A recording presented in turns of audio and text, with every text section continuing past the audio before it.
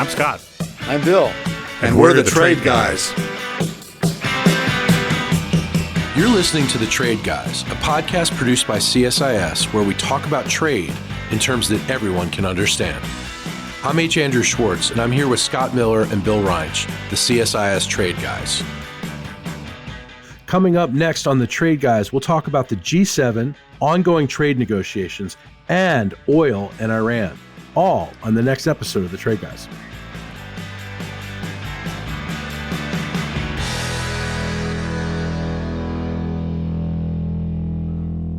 Guys, we're back after a 2-week absence. And as we just said in the locker room before going on air here, not much happened in the last couple weeks in trade, but we're going to try to dissect it for you.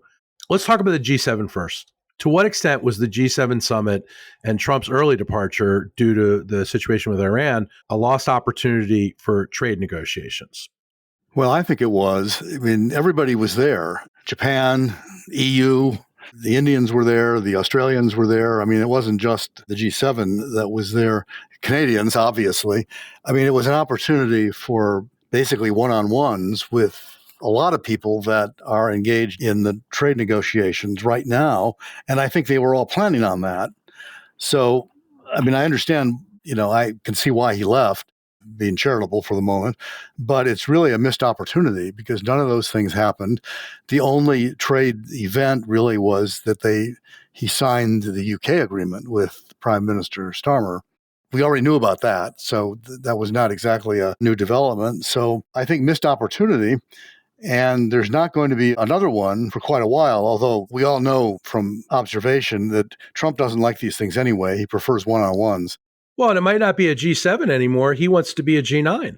Several scholars at CSIS have recommended that a G9 would be a good approach. Yeah, but they're not the G9 I think that Trump wants. Trump wants Russia and China to join the G9. We want, what? Korea and Australia. A very good point. Trump's 9 are not the same as everybody else's 9. Or as the few scholars at CSIS who want the 9, not institutional. Right. Well said. Either way, missed opportunity. I mean, it's not fatal because, he can always talk to these people on the phone and he can meet with them. He likes when they come here. It's sort of, bending the knee. And I'm sure we'll see some more of that as we head into the maybe the end game. We're facing a July 8th deadline, although Trump impersonally and other people are starting to say, well, that's not really critical. If countries are negotiating in good faith, we can extend. And if they're not, I'll just announce a tariff. Well, look, everybody likes home field advantage. So the fact that the president likes leaders to come to Washington should be no surprise. It's the same reason Ohio State likes to host Akron in the Horseshoe.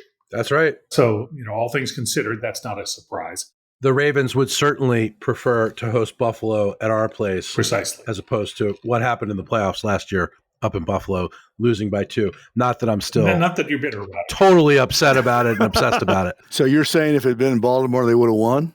Better chance. It's tough to play in January in Buffalo. That's for sure. In any case, while nothing really of note happened at the G7 meeting, my question is, rather than count the numbers of missed opportunities, can anyone think of a deliverable or an outcome from the last 5 or 8 or 12 G7 meetings? I can't. And, we're trade guys. We're supposed to follow this stuff.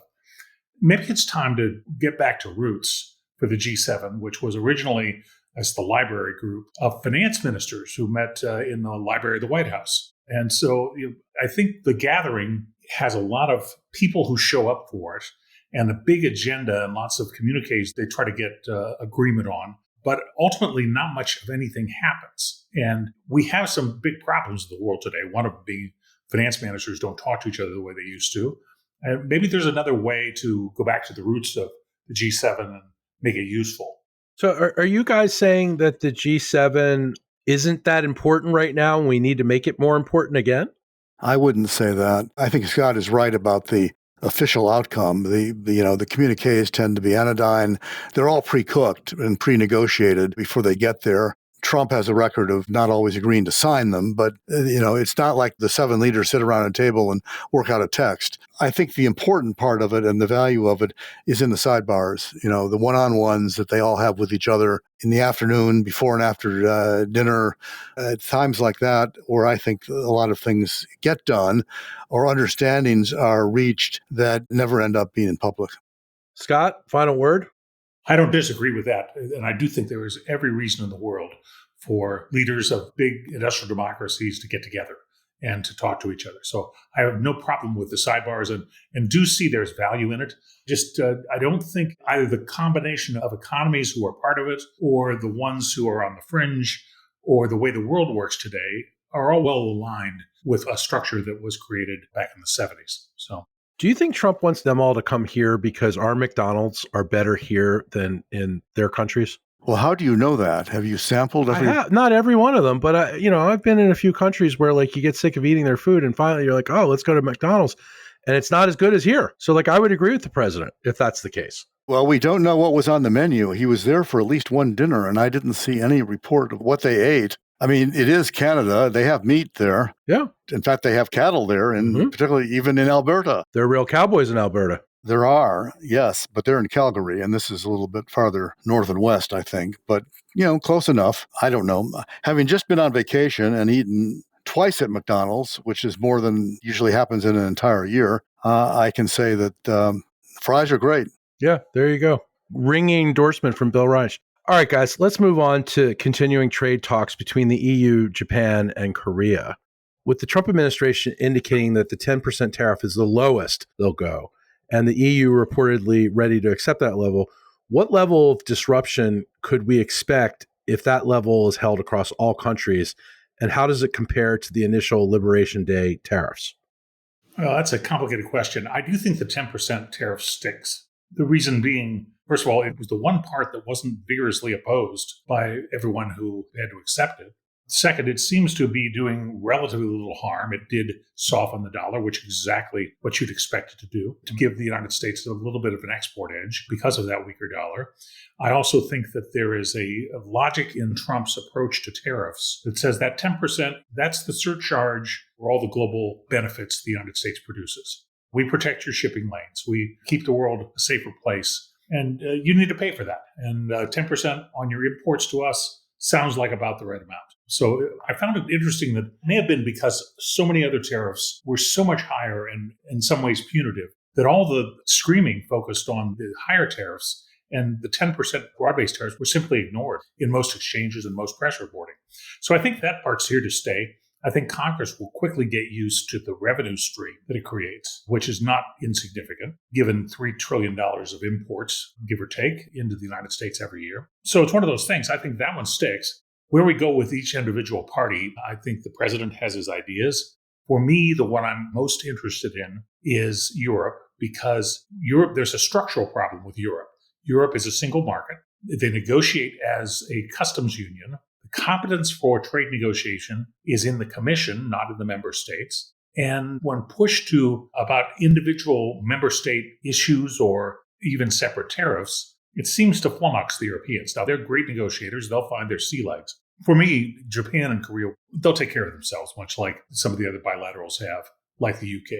There'll be a deal somewhere. We'll figure it out. And I don't sense any of the commercial actors are all that worried about Japan and Korea at the moment. If I were the leaders of Japan and Korea, I would take a page out of history and bring President Trump a golden golf club or two. Oh, sure. Look, one of the things in Trump's first term was the trade deal with Japan. Can anyone remember the content of that trade deal? Nope. I do remember there was a photo op. There was a big signing ceremony, and everyone was smiling. That's all I remember about that trade agreement. So, it's one of those things. Some of this is performative, but I do think that they'll reach something that looks like an agreement. For me, the hard one is going to be Europe for the structural reasons I mentioned. Bill? Well, I've been fascinated by this because I think the dynamic is shifting. These countries are not dummies, and I think they've been watching what's going on, and they looked at the UK agreement, and they looked at how the Mexicans are handling this. And I think they figured out, to mangle a metaphor, that for Trump, the squeeze is more important than the juice. Being able to visibly win and show off is more important than what he actually wins. And once you realize that it's all about the squeeze, that gives the other side more leverage, because then it becomes an exercise in how do we figure out a way to allow him to declare victory, but allows us to get a lot of what we want. And the UK agreement had a few clues. One was that the US actually made some concessions in that agreement, which was unexpected. The original plan, was we concede nothing except not imposing the tariffs, and the other guys concede everything. But, we made a couple concessions on cars, on steel, and the UK kind of turned this into somewhat of a more normal, balanced trade negotiation where everybody got something. That's a lesson for the other countries. I think the other lesson was the UK agreement, and we talked about this before, was 80% aspirational and 20% tangible. Most of it is about we promise to, in the future, talk about some of these specific issues, like pharmaceuticals, like shipbuilding, like digital trade. And there's a few specific concessions thrown in to provide some credibility. I think the other countries have seen that and realized that, tactically, they're in a position now to make some demands of their own rather than just make concessions. And that changes the dynamics. I think in addition to that, they've come to realize that Trump painted himself into a little bit of a corner because he's changed the conversation here. The initial conversation in the campaign was, this is all cost-free. The foreigners pay. The Americans don't pay anything. And he changed the message in March to short-term pain, long-term gain. Yes, the tariffs are going to cost us, but in the long run, we'll all be better off. Well, if you think that through, what that means is it's now on him to do something to demonstrate that there's going to be a long-term gain. What is the long-term gain? It's going to be these agreements. So I think the other countries have figured out that he needs to deliver. And as the deadline approaches, the pressure to deliver is going to grow. And I think you can expect them to take advantage of that and expect the U.S. to basically lower its standard on what it's going to insist on. So what you've seen now, the Japanese have come in and they want an exemption from the auto tariffs. They want an exemption from the steel tariffs. They're not getting it, at least so far, but that's what they've demanded. The Koreans want an exemption from those and from the other sectoral tariffs that are coming in. What we're also seeing just beginning to happen is these guys are coming in pointing out, you're asking us to negotiate on the April 2nd tariffs, but you've got all these separate investigations under Section 232, not just the cars and steel and aluminum, which are already in effect. You've got lumber, you've got trucks, you've got aircraft, you've got semiconductors, you've got pharmaceuticals. We're not going to make an agreement on the general tariffs if a week later you're going to come in and hit us with these new ones. And these are big ones for some of us. I mean, for Japan and Korea and the EU, these are important. The sectoral things are bigger than the 10% that Scott is talking about. So the negotiations have fairly suddenly gotten a lot more complicated, a lot more attenuated, and I think with outcomes that are more in doubt. I think what we'll see is, a scramble as July 8th approaches to get something done. The administration will be scrambling to get something done that they can brag about. There will be a few of those. There'll be a bunch of postponements. Trump has already telegraphed that. If you're negotiating in good faith, you got more time. He'll probably select a victim or two to pay a higher tariff because of the taco controversy that we discussed the last time. That really irritated him. And I think he has to, prove his manhood on this. So he'll pick out a victim or two. But otherwise, what you're going to see is a lot of postponements, a few agreements that are mostly promises for further negotiation. And as Scott said, everybody gets 10%, except China, which gets more, and Canada and Mexico, which may get less. All right, guys, let's move on. We want to talk finally about what everybody's talking about this week, and that is the Iran-Israel-U.S. conflict. It has something to do with oil prices, of course, not a lot to do with trade. But Scott, I want to go to you and ask you, what do you make of this? Well, from a commercial standpoint, I can't believe that we're sitting a week after a 12-day sort of all-out bombardment of two countries in the Middle East, and oil prices are basically stable. All right, West Texas Intermediate this morning, I think, was around $67. This is the 26th of June we're recording. That's what it's been for about a month now, give or take. So the notion that two Middle Eastern powers can have almost 2 weeks of hostilities with bombing on both sides and oil stays steady is a different kind of world that I thought we were living in. So there's that. The fact that things moved quickly after the U.S. stealth bombers delivered the strikes on the Iranian nuclear capacity, nuclear weapons program, it quieted down so quickly that I wasn't sure I was actually watching a movie or reality, much like with the killing of the enemy combatant in Soleimani in the first term.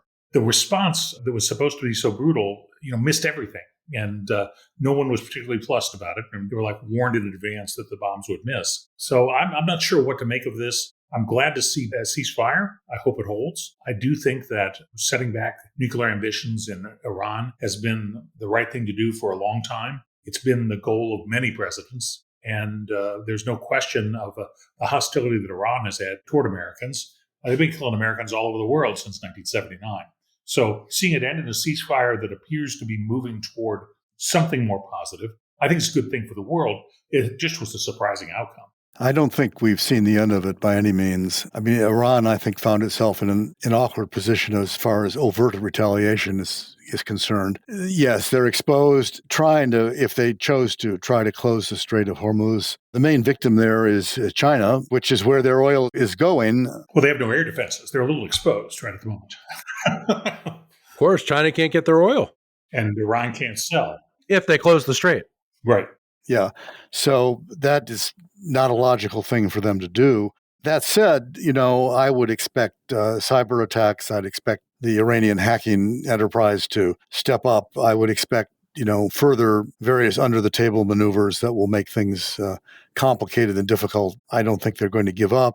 The question that seems to have irritated the president the most is the extent to which the bombing actually accomplished anything. And I think the most accurate answer is really we don't know and probably won't know for some time. We don't know, but the IAEA, and again, we are talking on June 26th, Thursday afternoon, about 2:30. The IAEA's head, Rafael Grossi, said that their program has been severely set back. So we at least know that.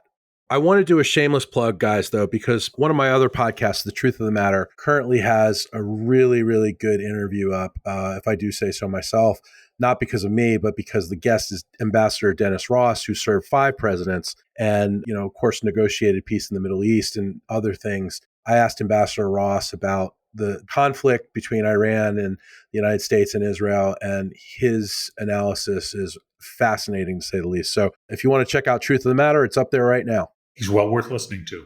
I've met Ambassador Ross. He probably knows more about the Middle East than any other living person, I would think, at least any other living American. Well, it's funny you say that, Bill, because I started the podcast out by actually saying that. He knows more about it than anyone I know. Anyway, that's my shameless plug. Guys, great seeing you. We'll be back next week. Taking 2 weeks off is always a bad idea. We got lots to talk about, so we'll come back next week with more of the Trade Guys. See you then. See you then.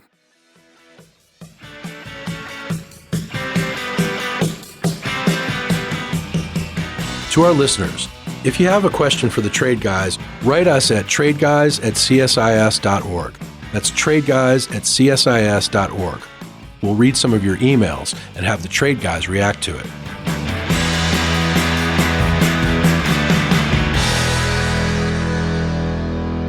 You've been listening to The Trade Guys, a CSIS podcast.